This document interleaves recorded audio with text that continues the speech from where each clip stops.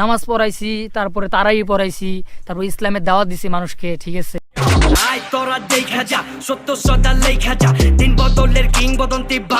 নামাজ পিছনে অনেকদিন পড়ছি আমরা, অনেকদিন নামাজ পড়ছি, আর হাফেজ হয়ে ছিল 30 সিপারার হাফেজ।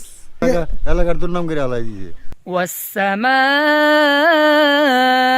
بنيناها بأيد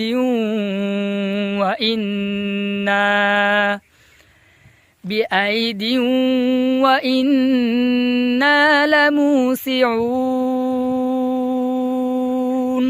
আসসালামু আলাইকুম বন্ধুরা, আশা করি আপনারা সকলে ভালো আছেন।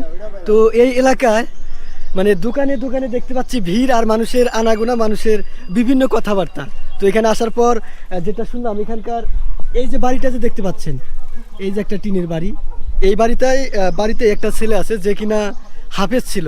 এমনকি স্থানীয় যে মসজিদ আছে সেই মসজিদে সে কিন্তু নামাজ পড়াইছে, তারাবি নামাজ পড়াইছে, 30টা পারা কোরআন তার মুখস্থ, হাফেজ অর্থ তো জানেনি।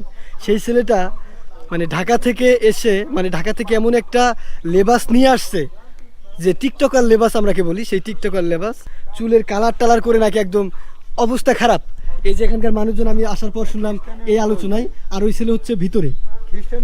আচ্ছা, একেবারে হাফেজ দেওয়ার পিছনে অনেকদিন নামাজ পড়ছি আমরা, আপনি নামাজও পড়ছি অনেকদিন, নামাজ পড়ার পরে ঢাকা যায় এই অবস্থা, চুল টুল রাখি আর চুল কাটে না, হ্যাঁ অন্যরকম ভাব হয়ে গেছে এখন, একদম চেঞ্জ, একদম চেঞ্জ হয়ে গেছে।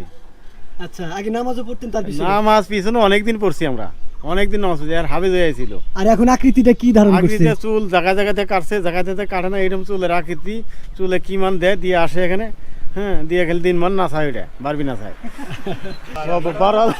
12,000 টাকাতে চুল কেটেছে, হাই রে হাই, 12,000 টাকা দিয়ে একজন হাফেজ মানুষ কিভাবে এটা করলো? এটা কিন্তু হ্যাঁ মানে খারাপ লাগার কথা আমাদের মুসলিম হয়ে আমরা।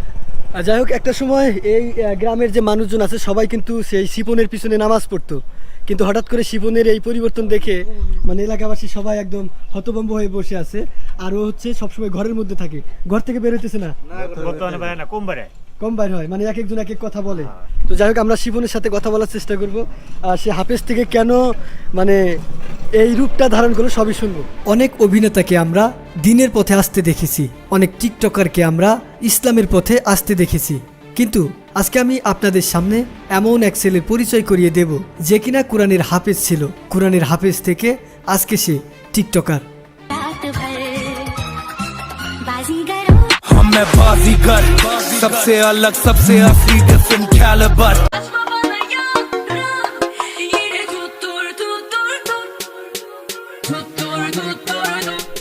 এটা হচ্ছে শিপনের বাড়ি, আর এই হচ্ছে শিপন সবসময় দরজা দিয়ে থাকে।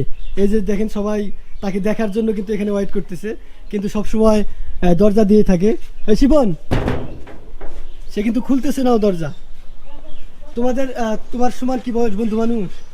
হ্যাঁ, আমার তো একটু বেশি হবো। কেমন মানে কি হয়ে আসছে দরজায় খুলতেছে না? দরজা খুলতেছে না, শরমের ঠেলায়। আপনার বাড়ি তো এখানেই? হ্যাঁ, আমার বাড়ি এখানে। আপনার ছোট ভাই হয়তো? না, আমার প্রতিবেশী ভাগনা। 30 সিপারার হাফেজ। আমাদের মসজিদে নামাজও পড়াইছে, এবং কি ইসলামিক অনেক হাদিস কোরআন আমরা শুনছি, জানছি, মানার চেষ্টা করছি, নামাজও পড়ছি। কিন্তু এখন হঠাৎ করে এরকম পরিবর্তন আসছে। এখন জানি না কি জন্য এই পরিবর্তনগুলো আসছে।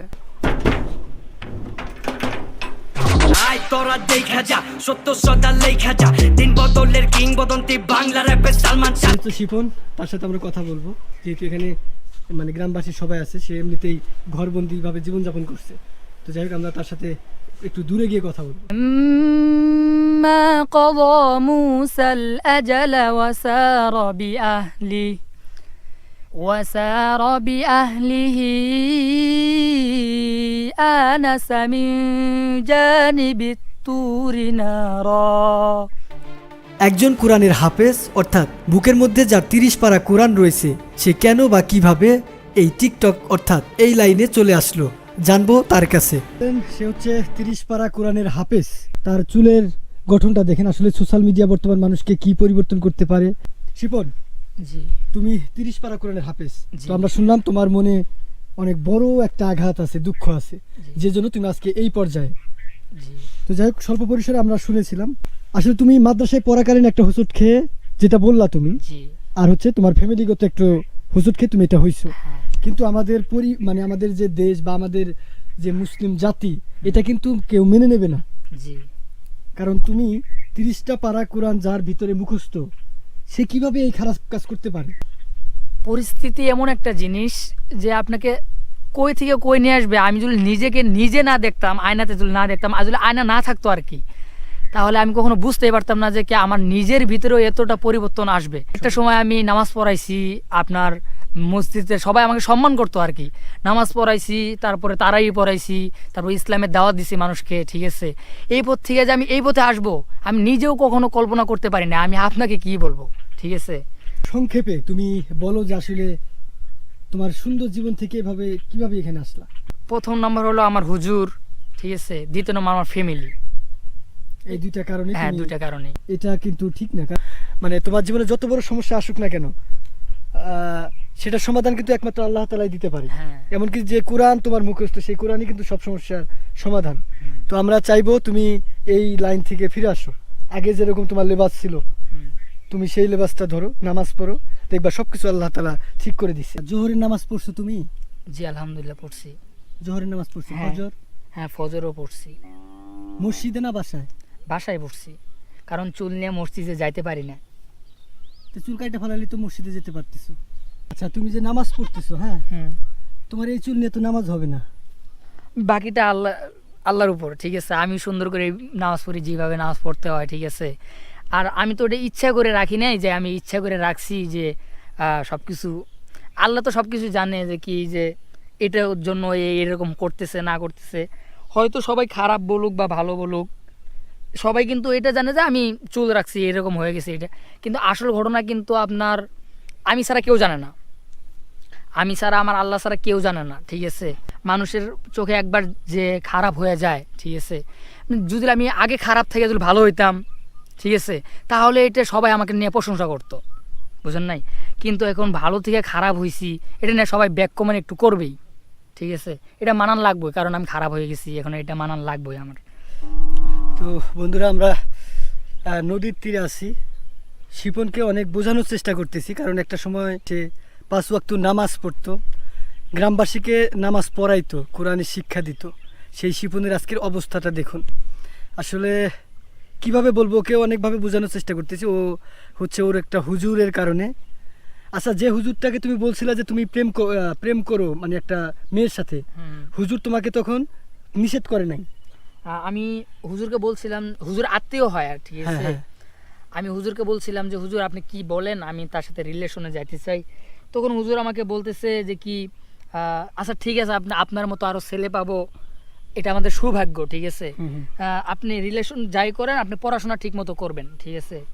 তখন আমি হুজুর কিন্তু আমাকে এটা বলতে পারতো যে আপনি কাকে কি বলতেছেন, হুজুরকে আমি আপনার হুজুর আপনার মাকে বলে দেব, বাকি আপনি সে আমার প্রতি অ্যাকশন নিতে পারতো। বা আপনি মাদ্রাসার ছাত্র হয়ে এটা কেন বলেন?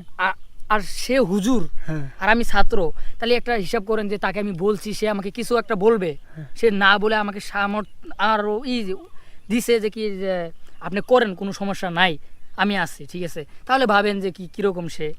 আচ্ছা, তুমি বললা যে পরবর্তীতে সেই হুজুর তোমাকে এইভাবে বলছে, আদর ঠিকই করছে, কিন্তু পরবর্তীতে সেই হুজুরই ওই মেয়েটার অন্য জায়গায় বিয়ে দিয়ে দিছে। শুধু বিয়ে দেয় নাই কে, ঠিক হ্যাঁ, আছে। হ্যাঁ। তার বিয়ের আগের দিন আমাকে বসায় বলছে যে কি যে আপনি কোনো চিন্তা করেন না, আমি যদি থাকি, আপনি শুধু ভালো করে পড়াশোনা করেন, আপনি আর তাকে সুন্দর করে আপনার ধুমধাম করে বিয়ে দিব।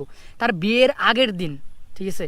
তারপরের দিন বিয়ে হয়ে যায়, তারপরের দিন বিয়ে হওয়ার পরে আমি 2-3 দিন পরে যাই, তারপরে সবাই আমাকে বলে যে কি ওর বিয়ে হয়ে গেছে। এখন আমি বলি সে আমার ভাগ্যে নাই, ঠিক আছে। এখন আমার ফুফুদের বাড়িতে যাওয়ার পরে আমি শুনি ওই বিয়ের ঘটু গেছিল আমার বড় হুজুর। আচ্ছা, তো এটা হচ্ছে, তো বন্ধুরা আপনাদেরকে বলি, ওর বয়স মাত্র 17 বছর, মানে ততটা বয়সও হয়নি, ছোট মানুষ।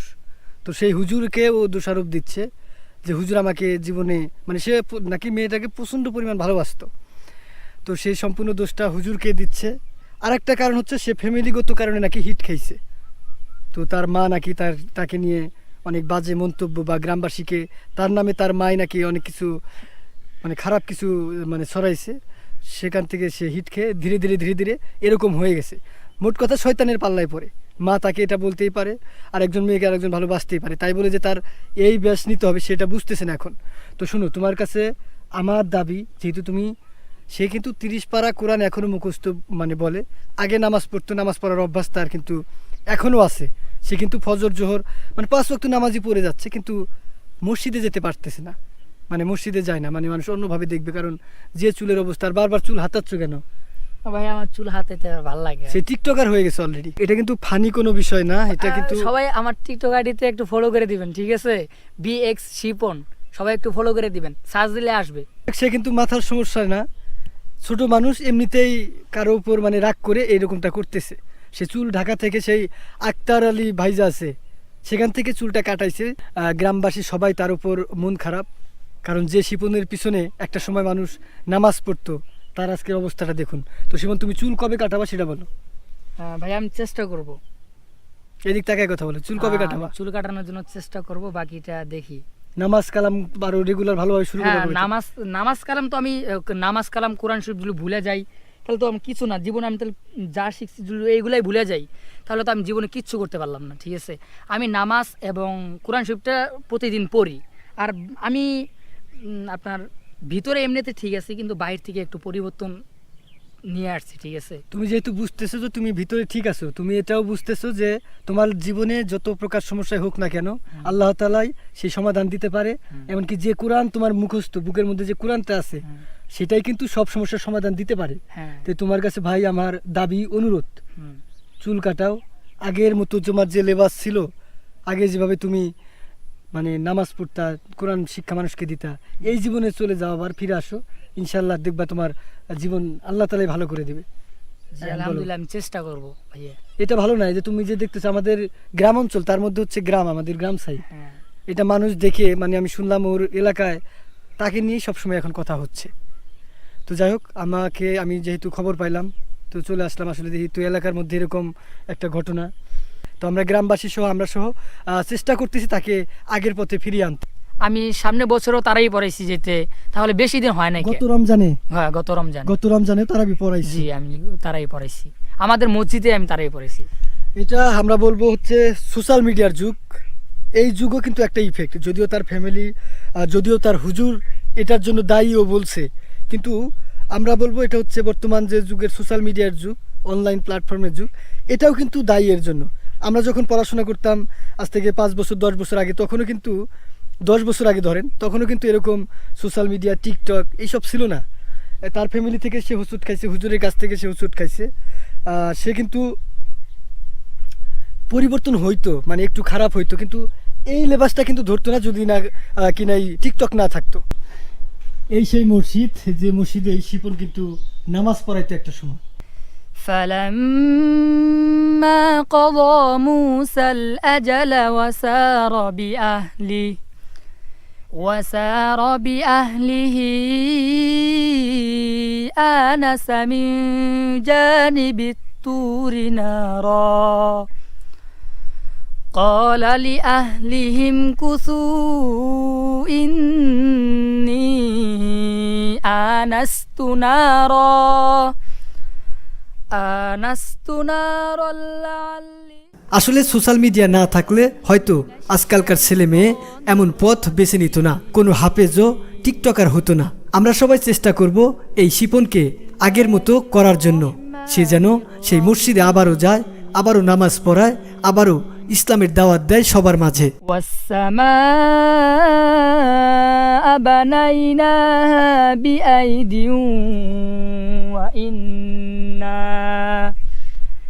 بأيد وإنا